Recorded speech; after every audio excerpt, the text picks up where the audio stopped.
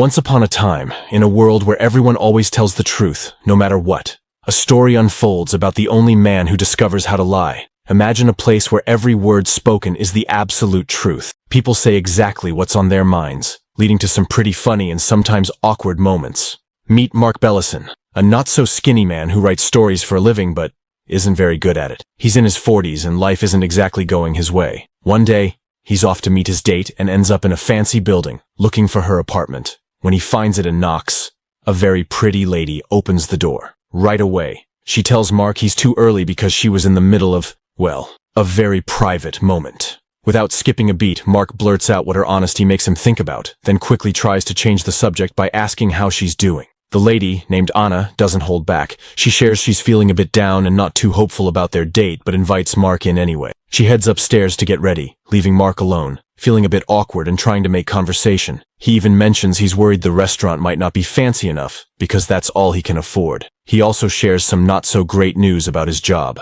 When Anna comes back, she's pretty direct about what she was doing upstairs, which makes things even more awkward. She doesn't find Mark very attractive but agrees to go out to dinner with him. At the restaurant, Anna doesn't hold back in front of Mark, telling her mom over the phone exactly what she thinks of him, not sparing any feelings. After dinner, filled with truth-telling and empty glasses, they end their date outside Anna's place. Mark, ever so honest, thanks Anna, and mentions he knows she's way out of his league.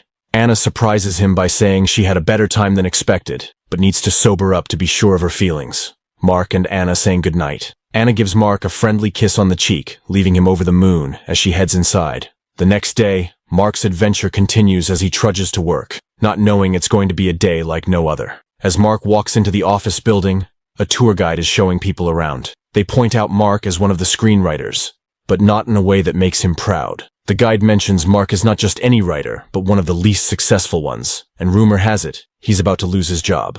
Mark forces a smile and waves at the group, feeling a bit embarrassed. Sure enough, Mark's day takes a turn for the worse.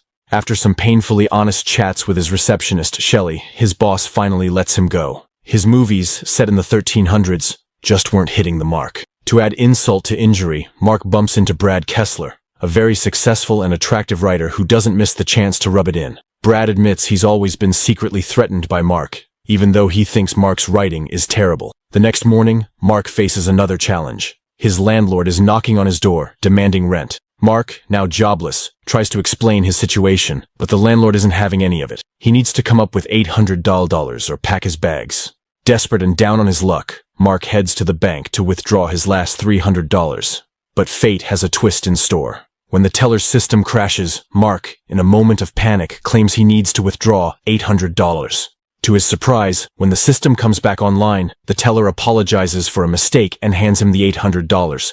Mark can hardly believe his luck. He just told his first lie, and it worked. Feeling a mix of guilt and excitement, Mark pays his rent, telling his landlord a little fib about finding the money on the street. The next day, Mark meets up with his friend Greg at the bar, bursting to tell him about his newfound ability. But how do you explain something that's never existed before? Mark struggles to find the words to describe the act of not telling the truth, a concept so foreign, yet so thrilling. Mark finds himself in a puzzling situation.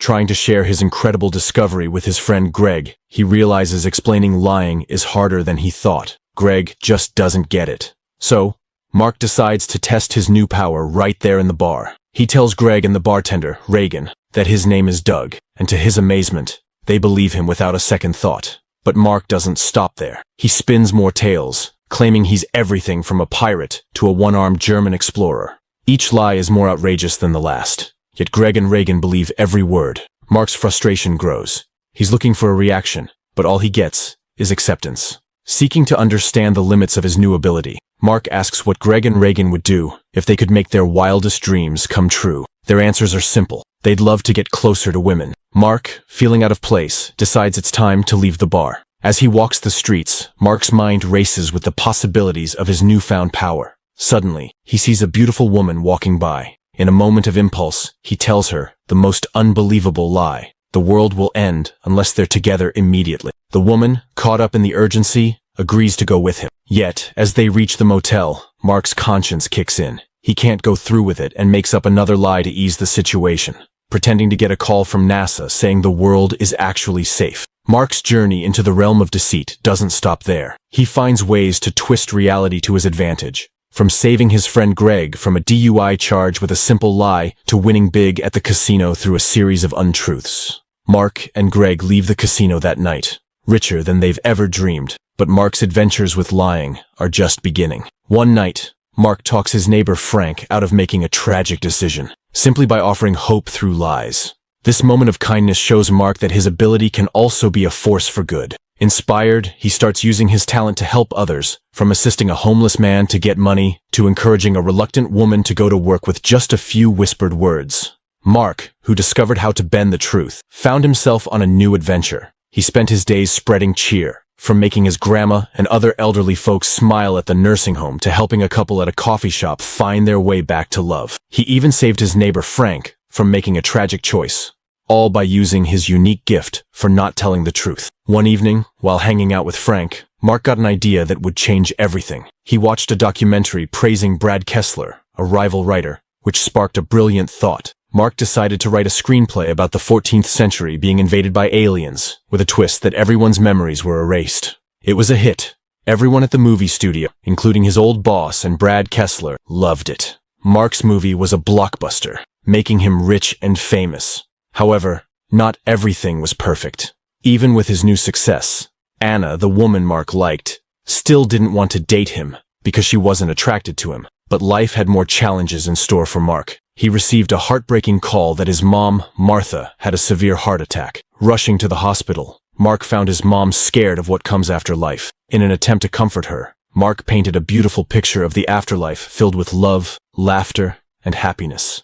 Martha passed away peacefully, holding on to that hopeful image. The story of what Mark told his mom spread quickly, and soon, people everywhere were coming to him for answers about life after death. Encouraged by Anna, Mark created 10 rules for living a good life to ensure a wonderful afterlife. He became a global sensation, almost like a modern-day prophet, telling people about a man in the sky who promised great rewards. Despite his fame, Mark faced personal turmoil. During a date with Anna, she questioned whether being rich and famous would make their children more attractive. Mark, who loved Anna, chose honesty over a lie, saying it wouldn't. Meanwhile, Anna continued to see Brad Kessler, who was jealous of Mark's success but treated her poorly. One sunny morning, Mark, now living in a big fancy house with hair and a beard that make him look like someone from a long-ago storybook, gets a surprise visit. Anna, busy as always, drops by with news that she's getting married. She hands Mark an invitation to the wedding. Mark, heart heavy, tries to convince her to rethink.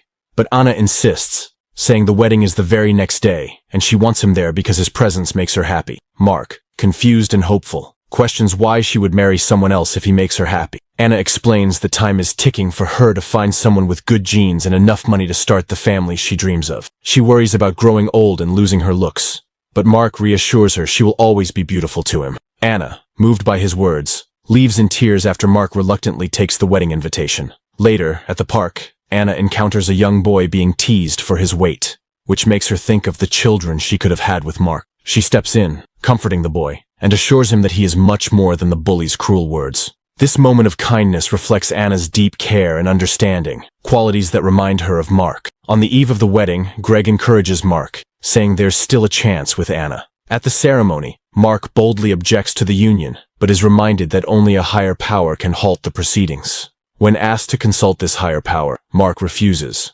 wanting Anna to choose her path. Anna steps out, and Mark reveals his secret ability to lie. Anna struggles with this revelation, but ultimately declares her love for him. In a heartwarming conclusion, Anna and Mark are shown enjoying dinner as a married couple with their son, a little boy who seems to have inherited his dad's knack for bending the truth. He claims to like the meal, even though both he and his father know it's not great. Mark playfully encourages his son to eat up, insisting the boy loves the food. And that's how our story ends, with a family united not just by love, but by a shared understanding and acceptance of each other's quirks.